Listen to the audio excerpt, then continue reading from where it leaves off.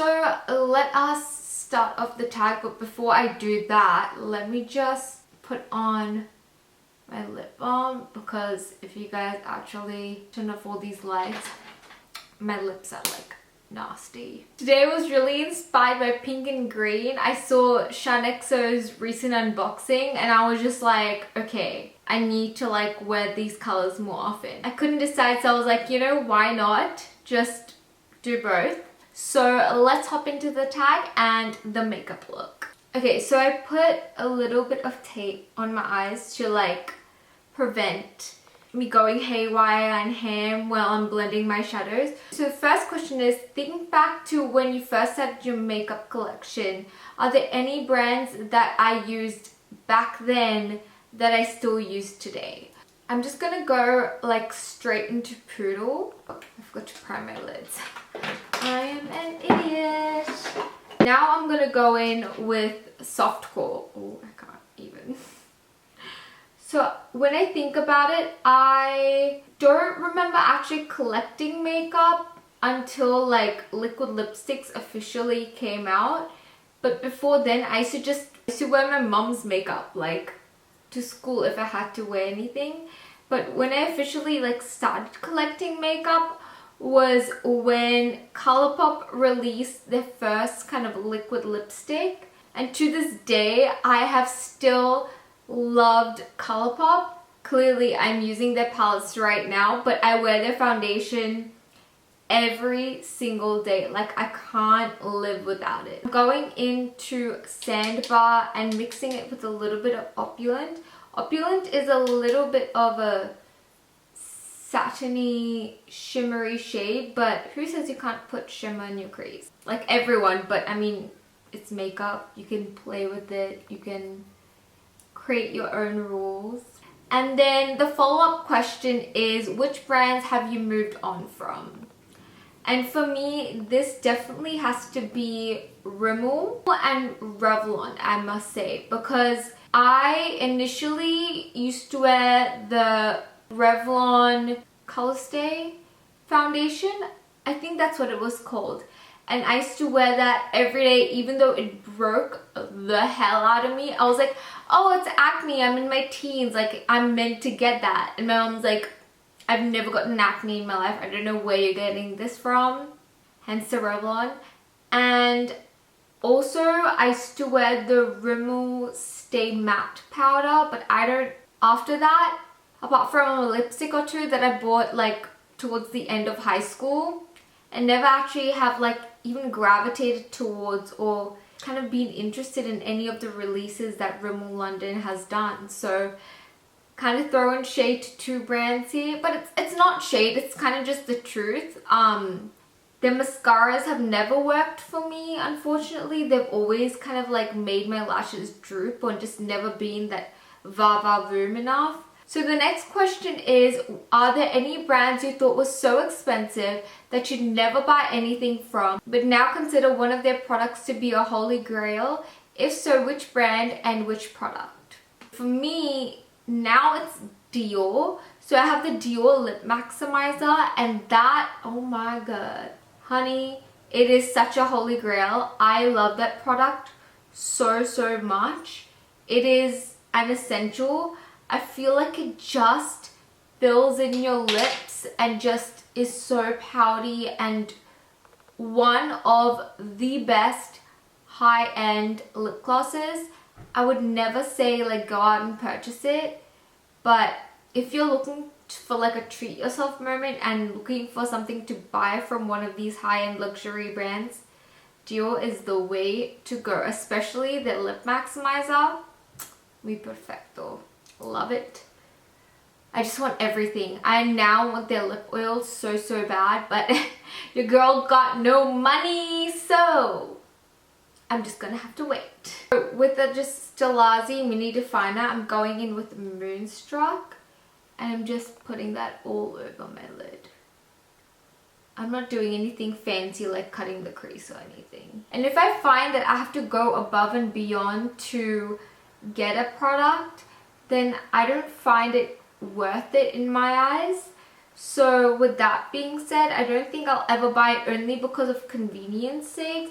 But if they obviously do end up coming out with something, I definitely will show interest to it and, you know, will want it. But the accessibility of getting something like from Dose of Colors would just be a bit too much. I know that they do sell it on, I think it's Beauty Bay, not Beauty Bay. It's Cult Beauty or something. No, not Cult Beauty. It's another online like third-party website, but I just, again, I find the prices a bit too high for the product, and they aren't that unique enough for me, or never really accessible. I wanted to get this single pressed pigment shadows, but every time I went to buy it, it was sold out, and then by the time they did come back, I lost interest. And plus it's like $20 for like one eyeshadow, which I find absolutely ridiculous. Yeah, unless they come out with something revolutionary, I'm not gravitating towards Dose of Colors. But I do know that they do come out with very innovative and really nice releases. So I'm not like totally hating on the brand, but just sharing my opinion. So the next question is, what's a brand that perfectly encapsulates your current makeup aesthetic, and explain why? So for me, that has to be, this came instantly to my mind, like without a thought in my head, and that was ColourPop Cosmetics. And I know I mentioned ColourPop before, but hear me out, okay? I've said ColourPop Cosmetics not only because they've been through my entire makeup journey, but because, I don't know, they have both bold colors like this, and they have neutrals like the Going Coconuts palette and the Blackout palette, which is currently coming to me, which I'm so excited for.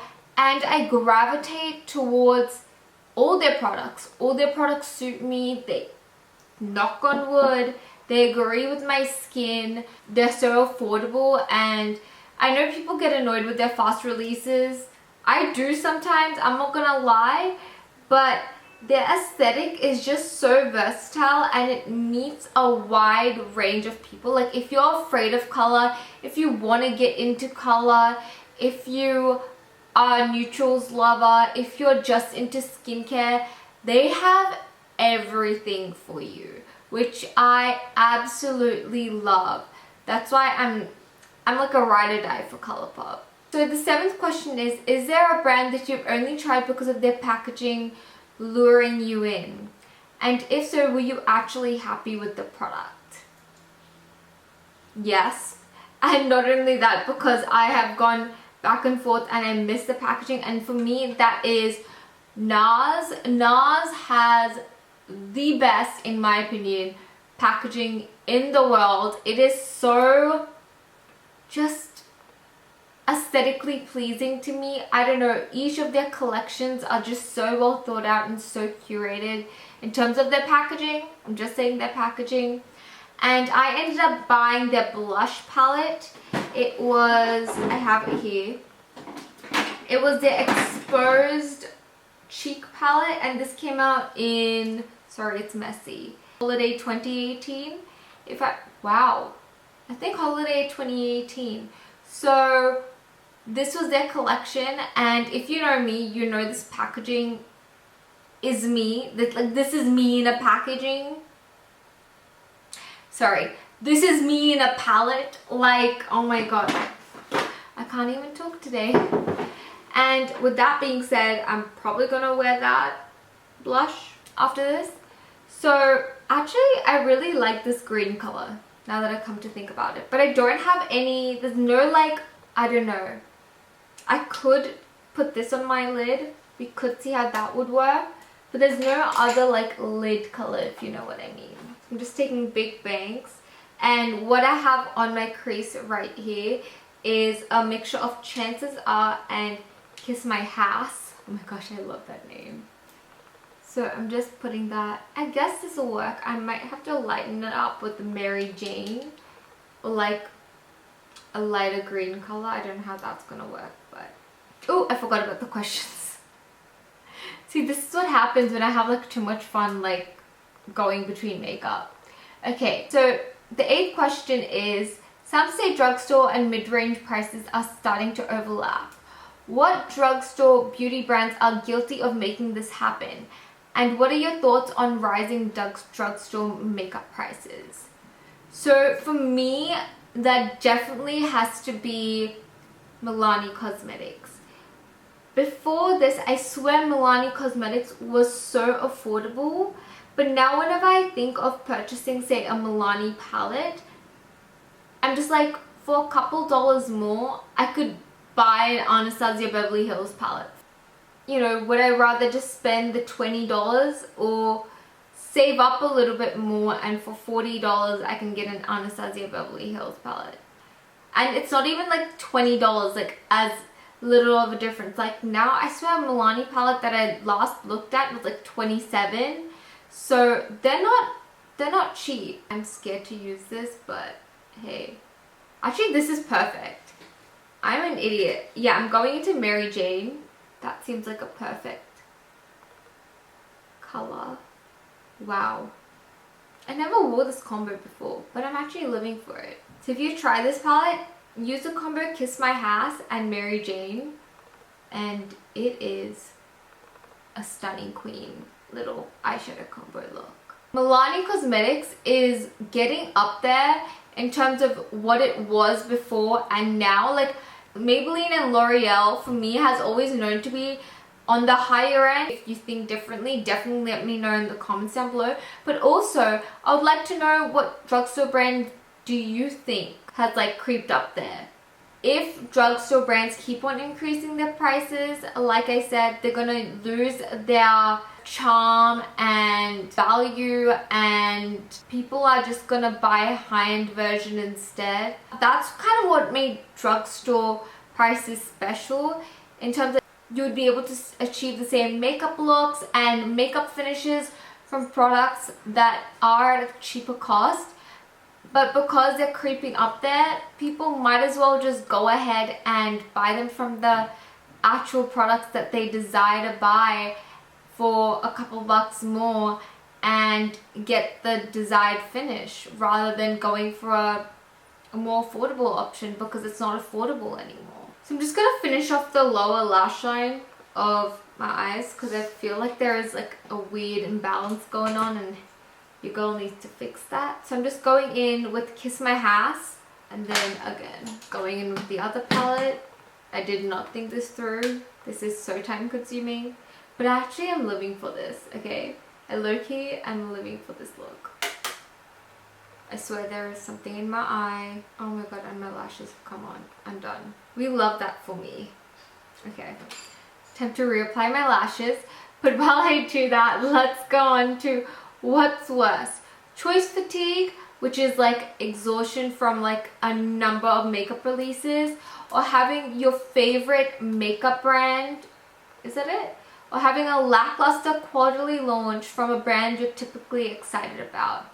And I'm gonna have to go with the second option. Also influencing that is the lack of dosh in my bank account at the moment. So I mean, I have serious FOMO sometimes of missing out of like ColourPop launches, aka Olachella. Like, I don't care if it's a limited edition. If it just is a palette that brings me joy and I can like keep to myself and wear, like I don't even have to share it. I can like find, or like maybe even find a dupe palette, I don't know, for anyone else in my position. Then yeah, I definitely would rather the second option. Whereas, like, you know, if they're saying that they're gonna release it, say, in the fall, then I can save up money knowing that I'm gonna buy this palette or the product that's gonna bring me joy. So I'm giving you some Marie Kondoing vibes here, but I'm just keeping it real, okay? I love this lash glue. This is the Dio Brush On Adhesive with vitamins. I don't know why they do that, but it's in the dark one. But I love this. Like, I hardly have to wait for drying time. So the next question is, have brand trips or sponsored videos ever made you actually interested in a product / beauty launch the brand was promoting? No, in terms of brand trips, because I find I've never had a problem with brand trips. In fact, yeah, it doesn't really faze me in any sort of way. Like, they can go on brand trips and stuff like that and be swayed as much. Like, if I was in their position, I could be swayed as much with going to Paris and all that. But my opinions are quite objective with products in terms of, like, if it's good, it's good. If it's a good value for money, it's a good value for money. If it's not, if it's expensive, if it's not worth the money, all that stuff, like, I will keep it real. You can, like, ask me to, you know, for $1,000, maybe I'll try the product a bit longer before reviewing it, you know, giving it a good shot. But if it's gonna be a bad product and give me a reaction or not agree with me or not be worth the money, why would I influence other people to buy products that are bad?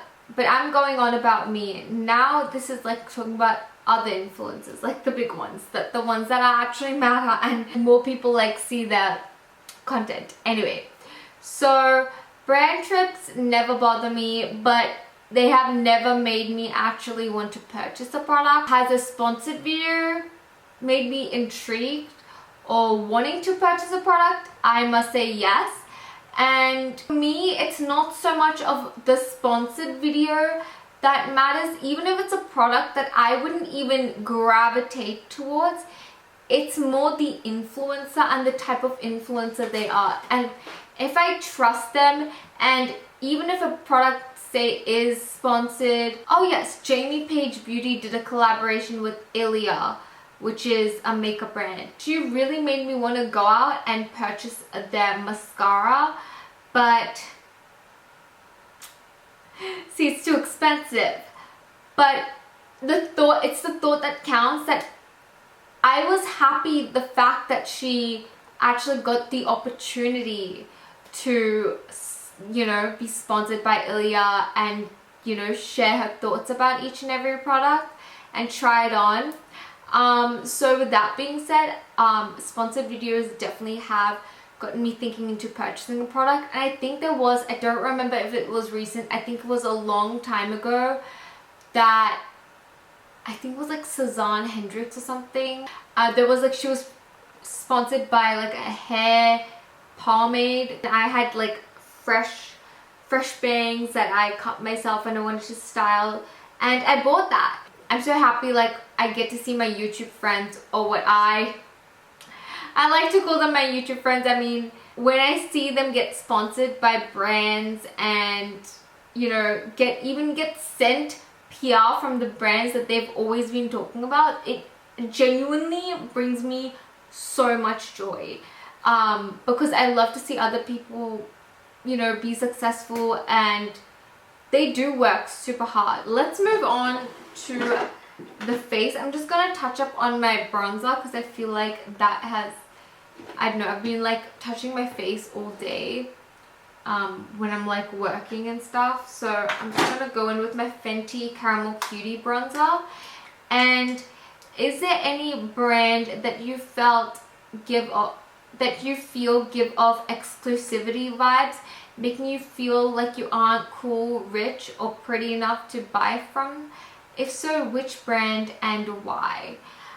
For me, being a person of color, I definitely found that with brands such as It Cosmetics. I so desperately wanted to try the It Cosmetics CC cream.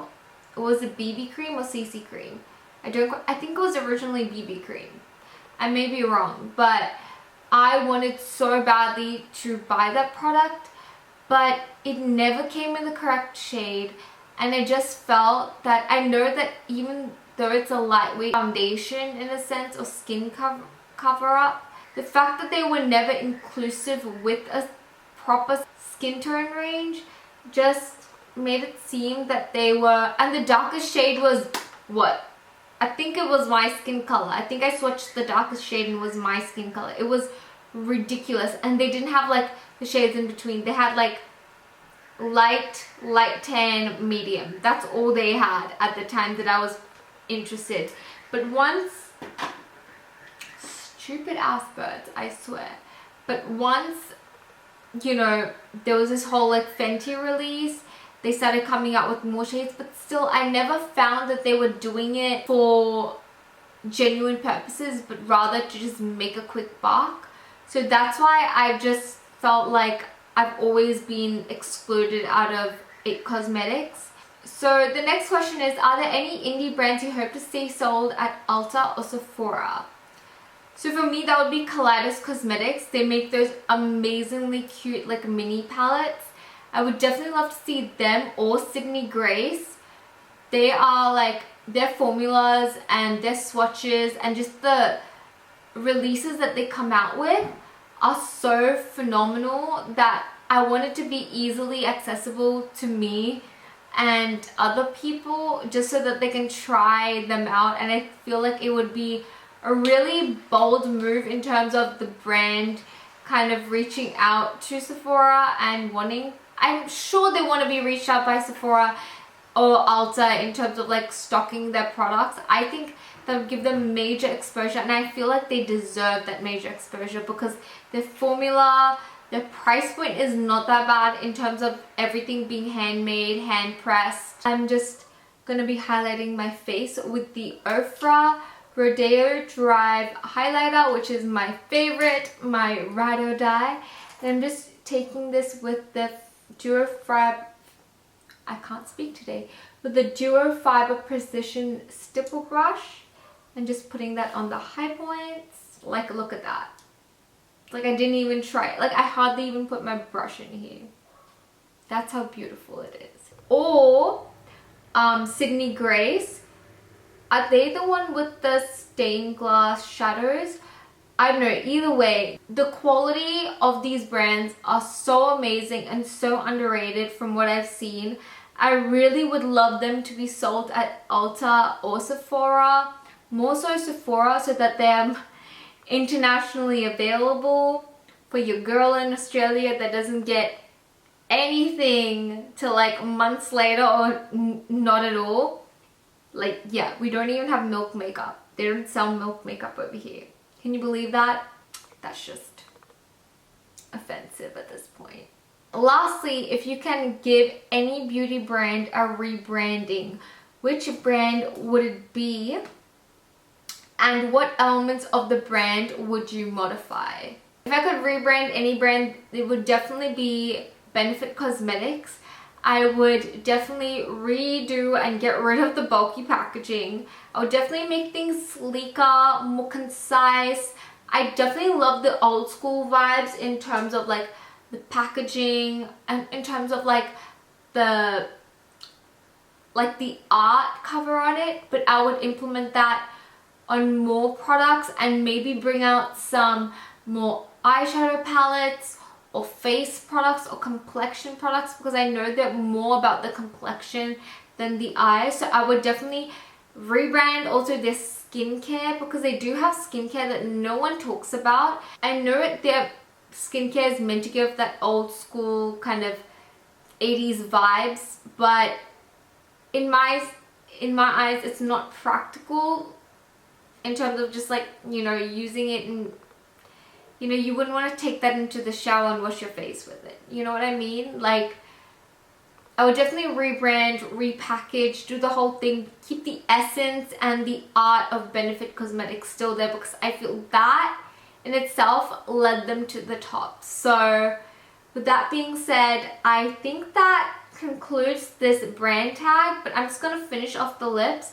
I'm using the MAC In Control Pro Longwear Lip Pencil Crayon, and then I'm just going to take the Milani Keep It Full Nourishing Lip Gloss in Nude Shimmer, which is one of my favorite lip glosses at the moment. I mean, nothing beats the Lip Maximizer, but I mean, if you want a more affordable version, definitely the Milani Keep It Full is like top tier, baby. That concludes this video. I just didn't feel the inkling to put on a blush today. I just felt like everything is said with the eyes and the lips, so we'll keep it that way. So yeah, I think that concludes this tag video. Thank you guys all so much for watching. I appreciate it if you guys could check my other videos out. I will leave one linked over here or over here, and subscribe to my channel. I love you guys with all my heart. I would love it if you guys would comment down below, or maybe take a jab at any of these questions in the comments down below, and we can chat there, you know, connect, bond for our love for makeup. And I will catch you, my beautiful best friends, in the next video. Bye!